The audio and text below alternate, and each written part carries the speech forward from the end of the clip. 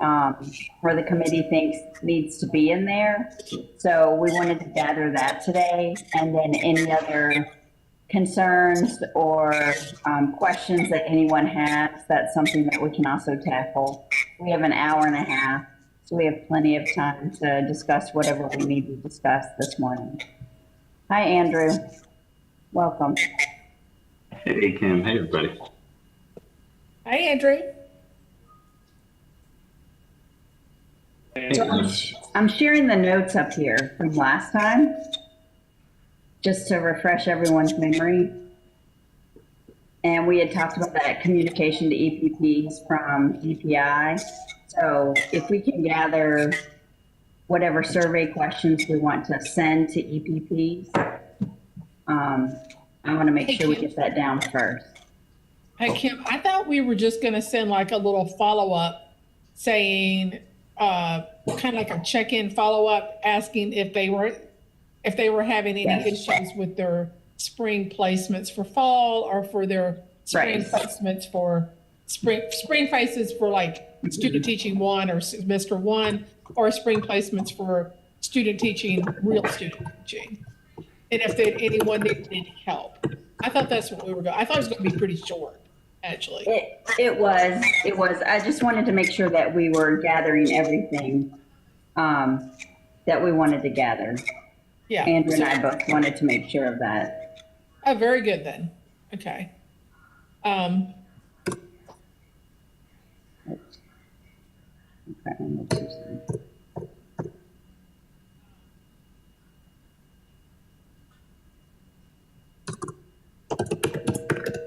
Have we had any movement on the MOU? I don't know an update on that. Okay. I know that it has been worked on and there have been meetings, but I'm not part of those meetings. Okay. So I can ask about that. So my next question is, do we have the survey that we sent out earlier to work from? We do. Okay. We do. Does anyone else want to talk?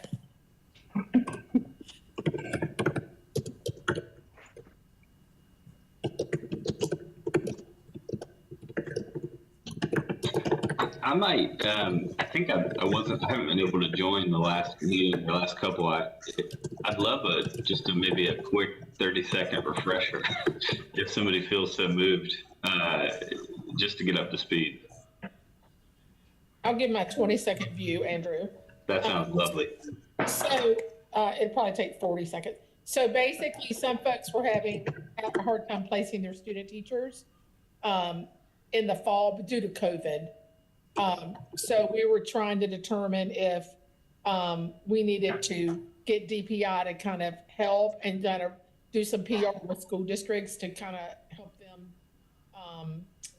understand there was a problem. So we sent a superintendent survey, and things kind of evened out and people got placed. So we're just trying to repeat that for the spring. Does that sound right, Van?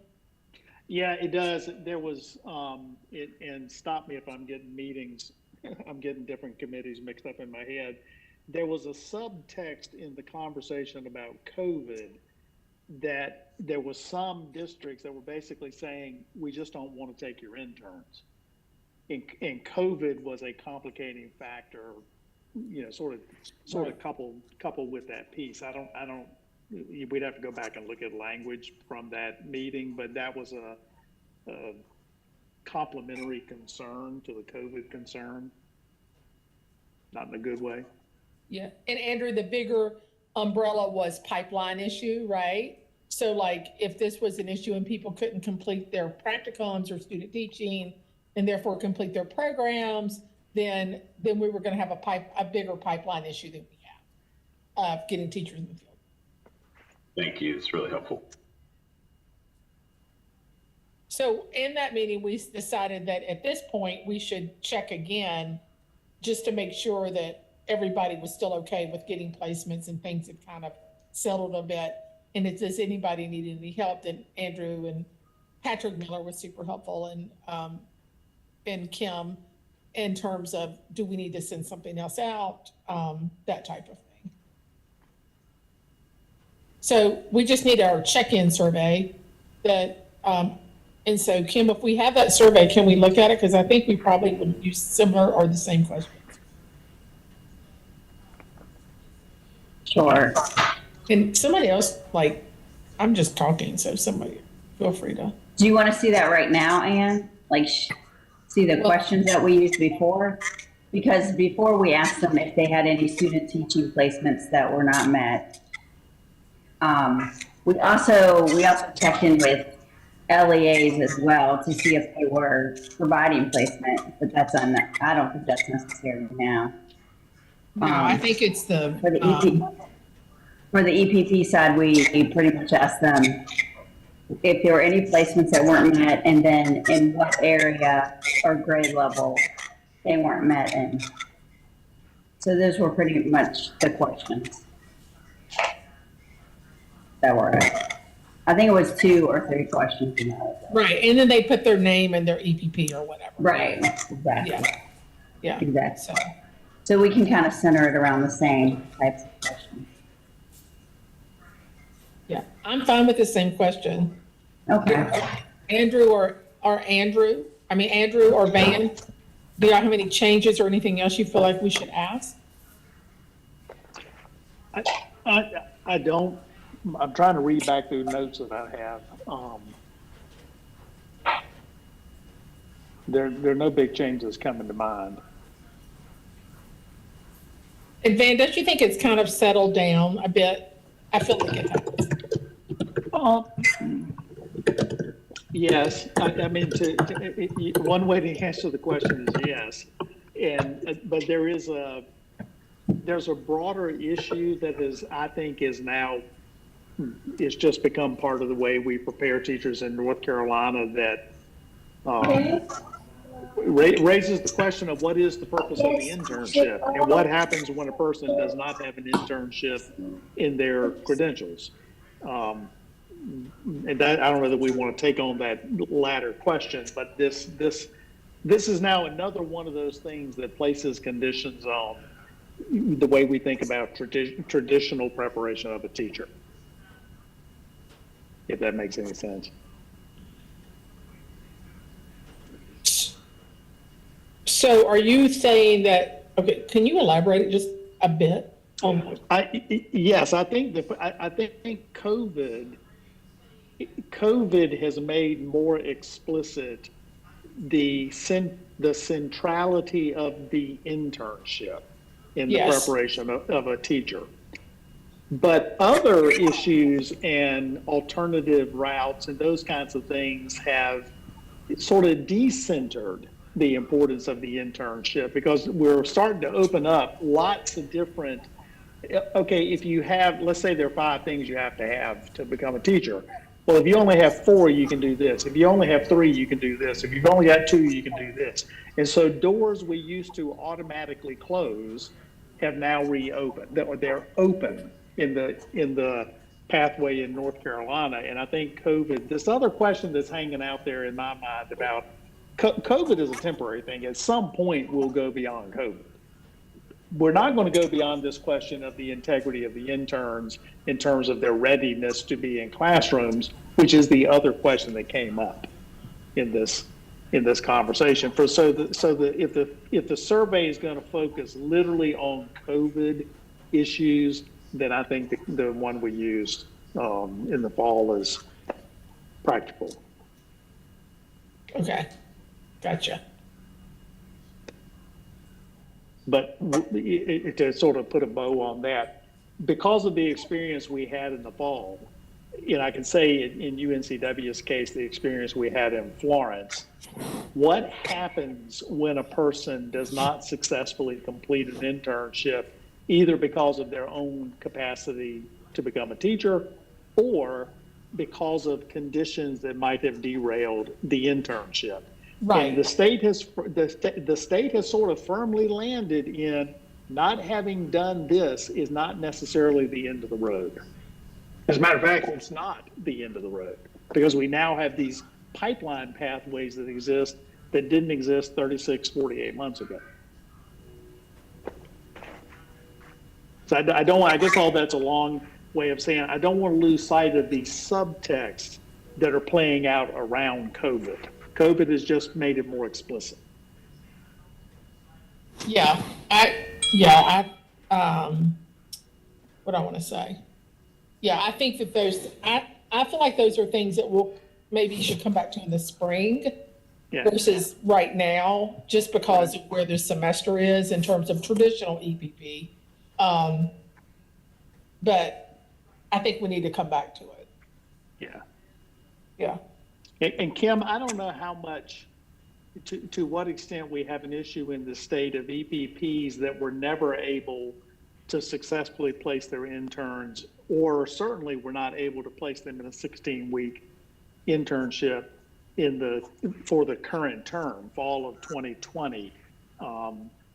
And do we have resolutions to all those? For those who did not get to do all or part of their internship, do they keep moving? Right. That's also, we've made it aware to Freeford McKinney, who's the legislative liaison between the state board and the General Assembly, to make sure that is discussed with them for those people that have that problem. I'm not aware of a number on how many people are not able to fulfill their student teaching experience from the fall. And if they weren't for the fall, then I don't know if they're continuing into the spring. Do we want to try to get that information in this? We can ask that question too. Yeah, so is that something that's supposed to go to the state board, or if we gather that information, is that something that Freebird is where is that? Sorry, accident. Which part, Ann? So you just said that, I mean, we did have folks say that they wouldn't be doing a full experience, right? Just like, because they got a late placement or schools started later, or, the school semester didn't line up with the K-12 semester didn't line up with the university that they were in, or the EPP they were in semester, whatever the logistics were. So my question is,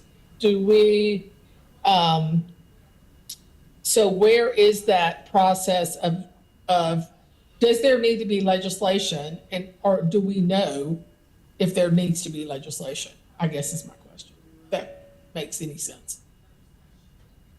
I think that Freebird needs to make them aware that, especially folks from the fall, if they're not able to meet it, and it's not a year-long student teaching experience, is there going to be some kind of waiver that's put into legislation? Because that would have to be a legislative fix. Right. So these folks should be graduating in December, right? Right. So where is that process, I guess is what I'm saying. And do we need that process? And two, where is that? I believe he has been talking to folks. I have not been part of those meetings. I do know that he has been actively chatting with folks at the GA, but I don't know the exact topics. I do know this is a topic that's on the radar, but I don't know where we stand. I would have to check in with him about where we stand there. Yeah, and Ann, Kim, to Ann's question, there are two PEPSC questions. One is there are policy implications for this, and two, there are legislative implications for this. And there is some number of student teachers / interns and EPPs that will not have satisfactorily completed the internship by statute. And so this would seem to be our last best chance to get that number quickly, is to get it through this survey. Yeah, so we need to add that. I think that's a really good point. Yeah. Yes. Yeah, because And the problem, the PEPSC part of the problem is, as Ann said, there will be December graduates who will not have completed the 16-week internship, therefore will not have completed their program, who will then be waiting because the General Assembly doesn't convene until it's a late, don't they convene late because of the election? Don't they start later the winter after a gubernatorial election? I thought they started in January. Okay. Well, either way, whether it's January. It's after the December graduation. Yeah, we have to do, it would seem to me that that number has the potential to be in the hundreds, and they're going to be waiting for some kind of retroactive fix. They're in jeopardy. I mean, not dire jeopardy. They'll never be a teacher, but go ahead. I think we need to gather the number and then see where we are there. I'll reach out to Freebird and see what's happening on his end, but they'll want a number. They'll want to see something that's needed in order for them to put that in legislation. Okay. So I have a question. I probably have like at least two, maybe three questions. Okay, so my first question is, did we gather that information at all in our other survey? So it's the other survey. I know folks told us if they had teachers that weren't able to be replaced right away. Right. They didn't necessarily say that we wouldn't be able to fulfill the 16 weeks necessarily. It may have been a year-long internship. So I want to get that sense of whether it's a year-long internship, if they had that delinquency with the number of weeks, or if it was only for that semester. Right, and I think we asked that distinction. I thought we asked that distinction between those two. We asked them to tell us, but we didn't necessarily say, does that mean that they won't have the 16 weeks? Right. Well, because sometimes they may have had some time in the fall, in the spring. Okay, so I don't know if this is a question or a statement yet because it hasn't come out of my mouth, but my other point is that school districts are going to probably want to hire these people in January. So is there going to be any influence on their license? Yes. This doesn't move quickly. There already is. There already is, right? So, okay. All right. So let's add this to the survey and keep in mind that we don't want to keep someone from entering the profession as a full-time employee. So. Okay, so I'm going to add this. Anyone who didn't complete their 16 weeks of the fall, how is that resolved? Meaning if. Okay, so I think we want to ask, did you have any candidates that did not complete a 16-week student teaching / internship to fulfill state whatever? And then I think you need to say how many, right? Right. Okay, Van and Lakeish, I can wordsmith. Well, we already know the answer to that question as a yes or no question. Because we know there were students we just need a number, right? Right. And we need to go by EPP. Right. How many interns were not able to complete a 16-week internship assignment and therefore are not eligible for licensure? I mean, that's because we know from the fall whatever that number was, didn't get a 16-week internship. And to Kim's point, are they going to be able to complete it in the spring? Right. Now, this becomes important for that's why this PEPSC question about policy is so critical, if everything else in their lives had closure in December, meaning they completed their academic program minus the internship, and they would have been December graduates, they would have been December completers, but they've got this COVID effect. The remedy would have been that the internship is deemed completed as practicable by the dean. That's the way we phrased it in the Florence fix and in the spring 20 fix. But now it would have to be retroactive because the General Assembly hasn't convened. And can the state board grant them emergency licensure? And Kim, back to your point about Freebird, that's got to happen really fast. Yeah. Yes, yes. And I thought this was something Tom brought up, Tom That's- Tomlin brought this up like a long time ago, right? That's been on, I know it's been on Freebird's radar for a while, but I just don't know what stage it's in. Okay. So I'll check in with Freebird. He can let me know what stage everything, or what steps we're taking.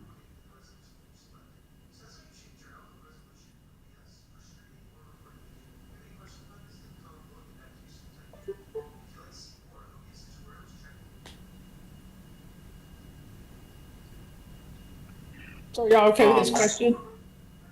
Well, let me add something. Don't type it. I just hear it and see if it needs to be added.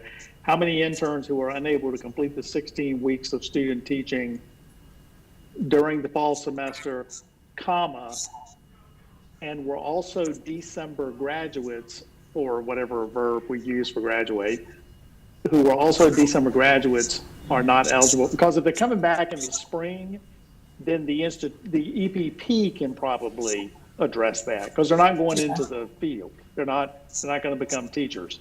But if they're December completers, the EPPs can't fix that. Do we need to start with I- the statement, with the policy statement, that the Well, state what- requires 16 weeks of student teaching? I mean, that's easy enough to do. Yeah. So therefore, how many December graduates do you have? Maybe something like that. Just start. Sorry, Van, I didn't mean to interrupt you. That's okay. That's good. I'll fill it in. Yeah. What do you guys, I mean, I know it's an inexact or an imperfect science, but what do you imagine the answer to that question is across the board in terms of folks not completing it in the fall and needing to do it in the spring? My guess would be 450. Yeah. 500, maybe more. Andrew, I would say it's in the hundreds. I mean, but I'm thinking about how significant the number in East Carolina was in October, and how many of those people had planned to be completers in December. Right. Because But they also that'll- had this, yeah. That's the number I build off of. So I think they had around 200 and some. And then if you just add some from each, like if that's Right. almost half, and then you got UNC Charlotte, but maybe they went in earlier. They both have a senior one experience, so to say. So that could be that they may be okay. If they count that, if they had that time in the spring. Yeah. And how have the online hours gone that maybe in both y'all's institutions or what you're hearing from other folks, how's it gone so far? Are you talking about placement, or are you talking about The actual, like, once they're there and are doing the teaching online. So, Van, my numbers are small, Andrew, as you know, but we had 2 fall student teachers, because we usually don't have fall student teachers. They're just our students that are athletes or whatever. and they both reported to the school and taught out, and they both did quite well. So they taught online, but they taught with the teacher from the school out. That worked pretty well. And then our method students they had a variety of things. Some people were completely remote. Some people still are. Some people went into the schools with the teachers. And so that I would say there was a range of experiences, but our clinical teachers are very committed and tried to really, really give them a good experience. And they definitely have been super our clinical teachers and our students have been super flexible and super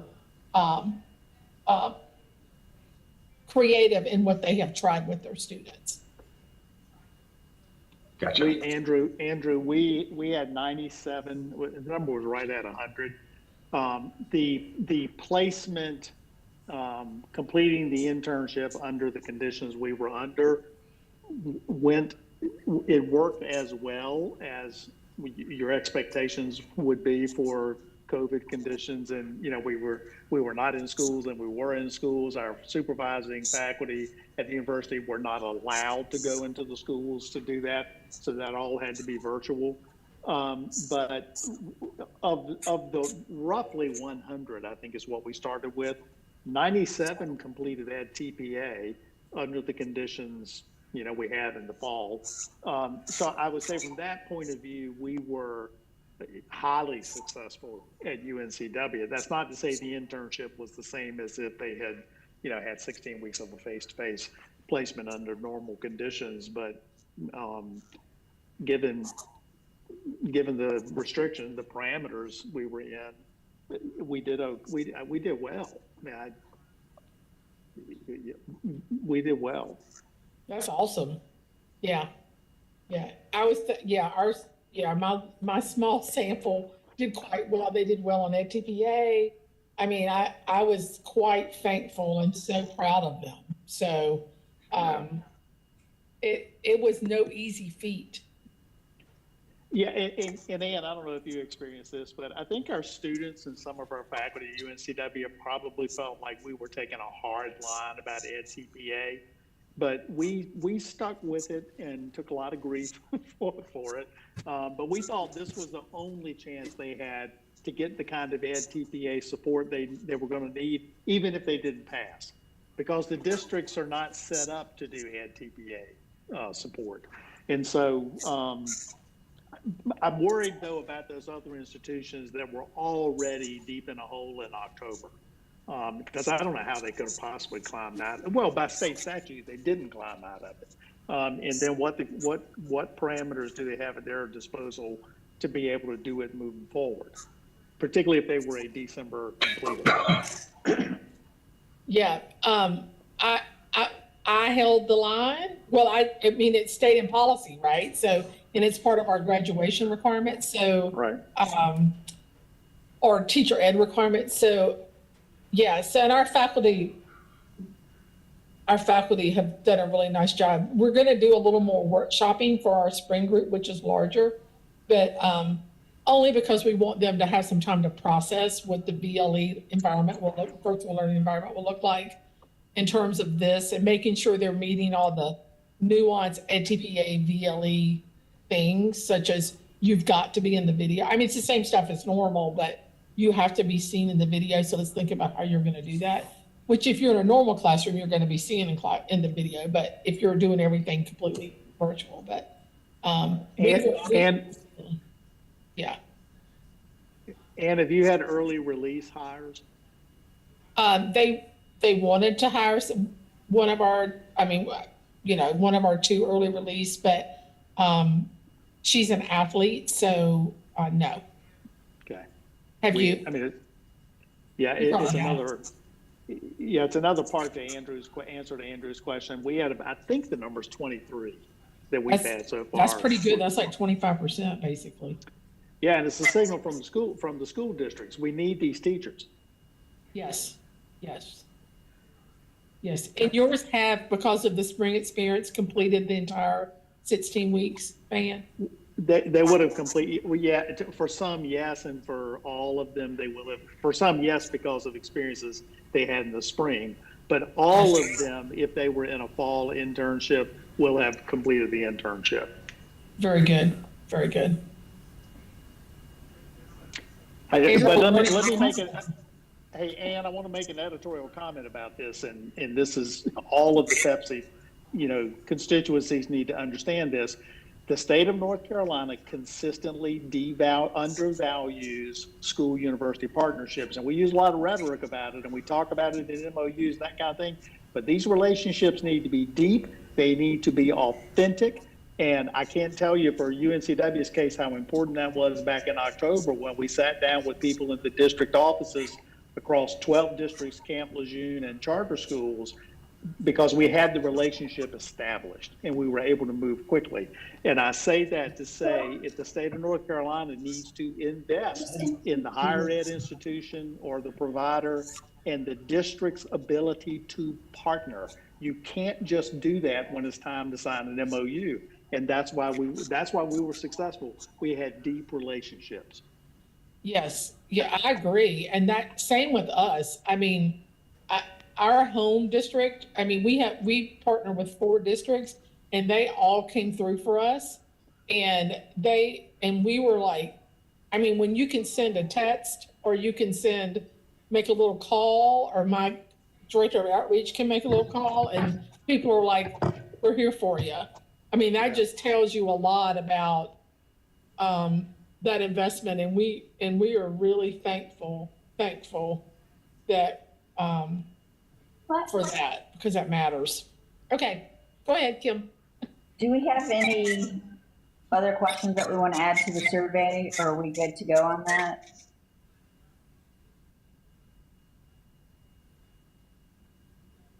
I'm good. Yeah, I think the fall survey plus getting these numbers, we have a good tool. And I'll figure out where we stand with the MOU and also legislatively what's happening there. Okay, that sounds good. Thank you. And then, sure, and then to schedule another meeting, because I think we'll send the survey out pretty quickly and ask for responses at least by the end of the week. And we'll probably get them even sooner than that.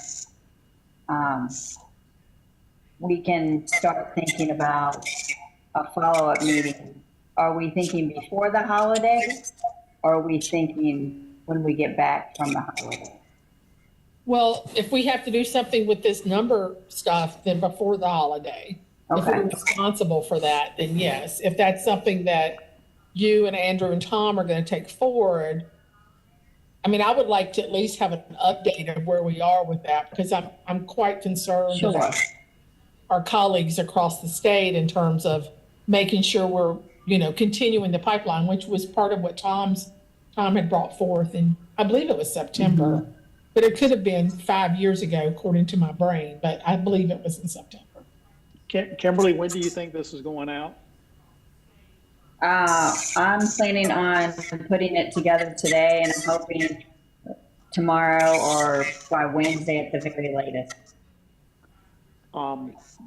Because we have a PEPSC meeting next week, I think if we could red flag that question about non-completers, that data would be, if we could get it, if we could press the EPPs for whom that question is, yes, we have non-completers, and we have that number in our hands at the PEPSC meeting next week, it helps to press the urgency of a solution. Sure.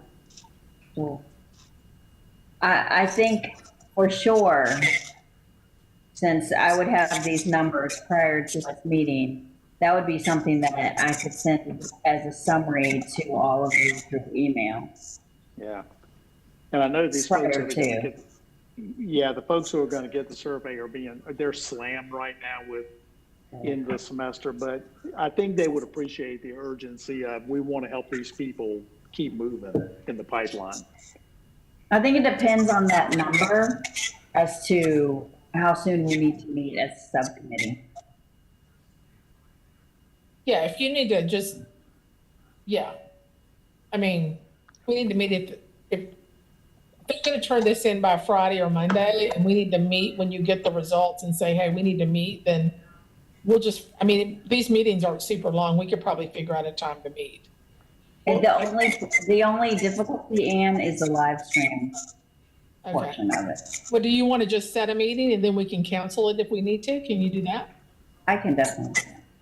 Well, for the sake of meetings, can we incorporate looking at these numbers into the PEPSC meeting? I mean, the subcommittee could basically set up the pretext to having the numbers, and I'm assuming, Kim, we're going to do some kind of update to PEPSC anyway next Thursday, but it isn't going to take, we sort of know what we need to do. The question is, how many people are we talking about? And if the number turns out to be 10, for the 10 people, it's the most important decision in the world.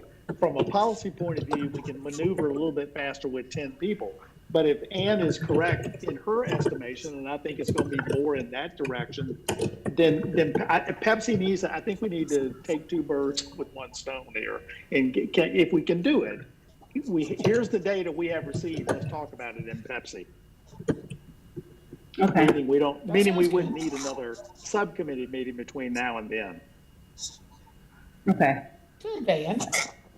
Or Andrew and Ann. That makes perfect sense, Van, because I think we had meant to have an update during the November PEPSC meeting, but it didn't work out that way. Because we had not gathered the data yet, so that would work out well. I'll try to hustle and get that out to people. Okay. Hopefully today. I'm hoping today. And let me just say, I think that's a great plan. I hope my number is wrong, but even if there are 10 people, that's 10 people that need a policy, right? Right. Yeah. Or that needs a solution of some Which kind. is what Van is saying. I mean, we're saying the Right. same thing. Yeah. It's they're good faith completers. They just had COVID in the way. Well, it's just like the residency license dilemma. If they don't have a program, then how can they hold the residency license? And it could be one person or 100 people. We still need to be able to service them across the state. That's right. That's our commitment, That's right? And I take it Freebird intends to be in the audience for PEPSC? Yes, I'll make sure he is invited Okay. so that if there are any questions regarding that, then they can be answered right there. So I will stick him on the invitation on the calendar. Great. Yeah. And I think to Ann's projection, I think the number is going to be closer to 100, but I think it's going to be 3 digits. Yeah. It'll be interesting to see what the numbers will be. Yeah. Yeah, that's why I agree with all this. That's why I asked it earlier. Is it's great that we're going to size this up and that we're making it work, and districts and EPPs are working together. But this seems like a need for a pretty significant policy lever. Given the reality we face and the fact that it's not going to change over the next 4 to 6 months. Right.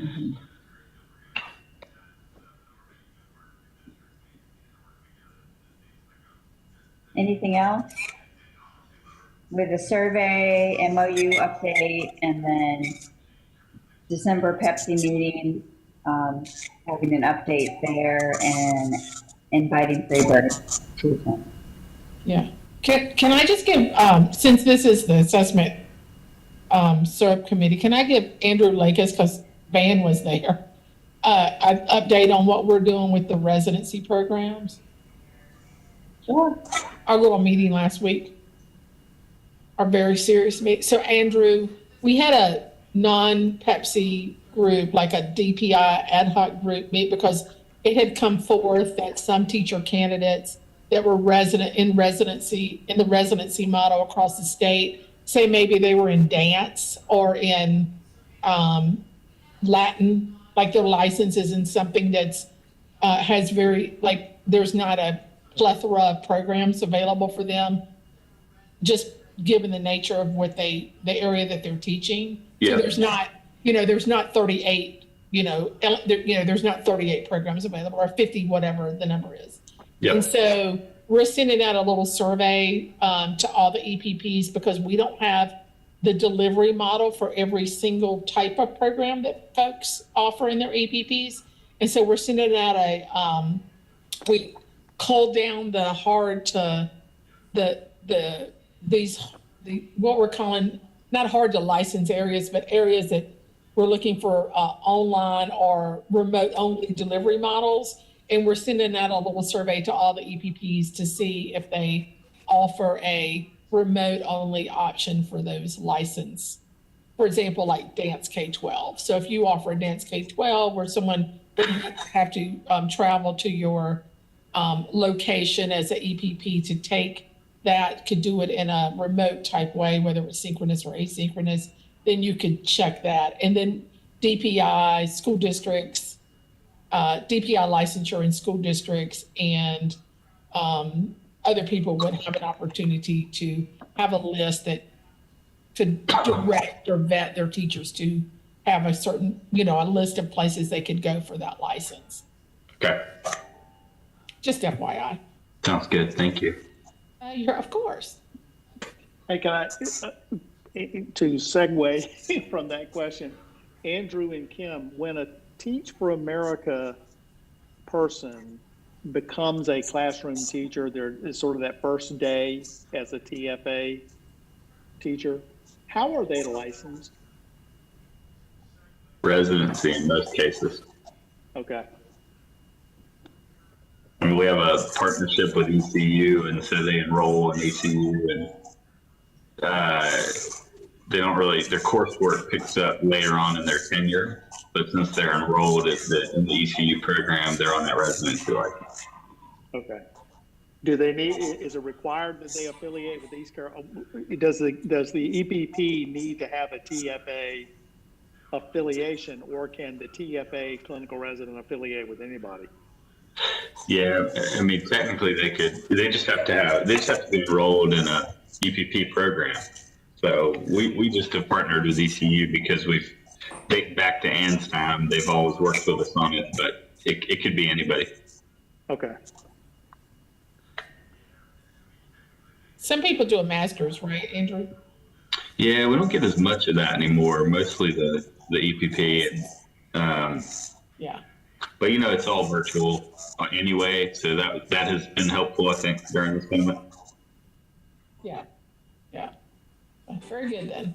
And that's yours. And then the other group, the Charlotte group, does with UNC Charlotte, correct? Well, no, now most of the Charlotte group goes through ECU. We tried to convert, do one. Wow. Hey, I see that Andrew's on. Andrew, can you give everybody an update on the MOU and where it stands?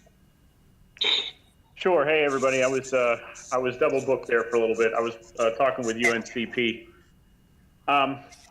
So let's see here. Where are we at in? What do you want me to talk about? Let me think about that. The general MOU. Oh yeah, the MOU. So there's a group that's working with NCACTE. Laura Hart, I know, is on it, as well as Chris Godwin.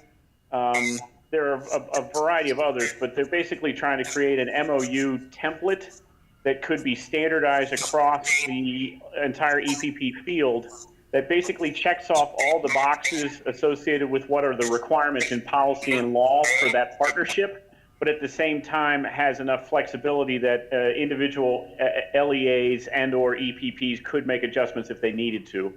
So they've been tinkering behind the scenes trying to put some sort of a template together. And as soon as I have a copy of that, I will get that over to you all so you can see what's going on. So again, it's not, it doesn't mean that Dr. Dempsey couldn't go out on his own and do his own MOU if he wanted to. But this is this idea of it being a requirement and having some sort of a standardized starting point seemed to be something that is resonating across the EPP community. So NCACTE is taking a very active role in gathering stakeholders to develop that.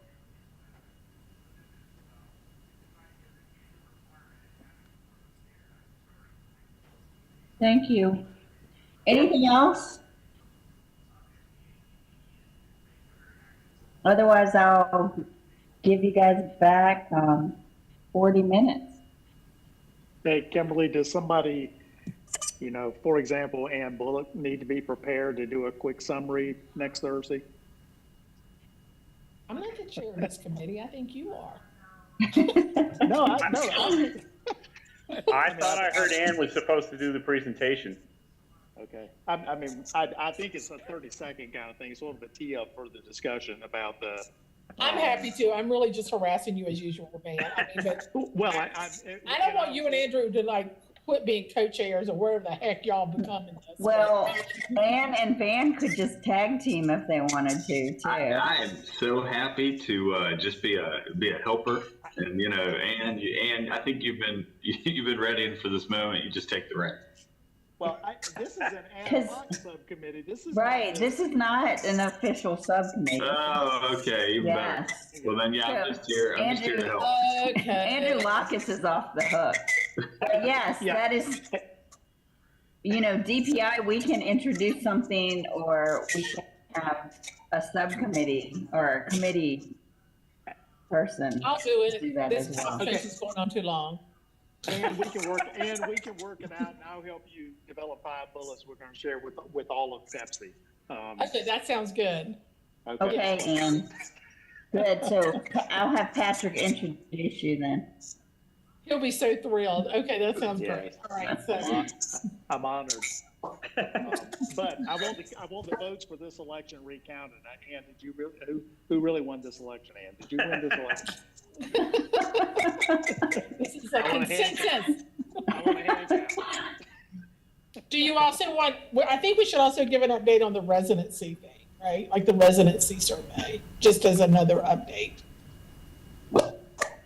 Okay, well, I will make that a separate item though, Ann. Yes, But- please let me talk twice. Well, that's how it goes when you want to be a chairperson of all these committees, Ann. No, I just want the work to be done. Help out all our folks here. Support our EPPS. Okay. Okay. Well, I hope everybody has a great week. It'll be, so how I'll do it, Ann, is I'll place an item that says committees update, and then I'll have student teaching first, then everybody can discuss that, and then you can continue with residency second. Okay, Yes, that sounds good. excellent. Hey, Dr. Dempsey, before you split, real quick, unrelated, I still haven't heard any feedback on the specific ask from Kate. So can you rattle your chains over there and get somebody to send me that? We sent you the answer is yes, but I think you have 2 documents, and one is the rationale. Is that what you're asking me? Yeah, the thing from Cape. I don't think what you sent me was going to do it, but let me just double check. Just look for an email from me. Oh, okay. I don't want to hold everybody else up. I'm here to serve. Okay, thank you so much for joining the meeting and actively participating. I think we got a lot done. Hey, Andrew, was that last thing about Kate just a van thing, like a UNCW thing, or is that like a state thing? It's definitely just a van thing. Oh, Okay, well- Andrew, you should have said, Ann, didn't you receive the email about the cave thing? Oh my gosh! This is exactly what you should not be saying to me. Fanny wants to suck you in more, Ann. That's right. And shouldn't you be working on your Pepsi notes? That's right. Yeah, I can hang on, Andrew, if we need to. No, All right, let me y'all. scratch around a little bit. I'll get back. I think I'm gonna jump here. I love you all, but I got some things I gotta get to. Come on. Thank you, Andrew. Bye, everybody. I think we can end the live streaming. All right. Lawrence. Sounds good. We'll talk soon.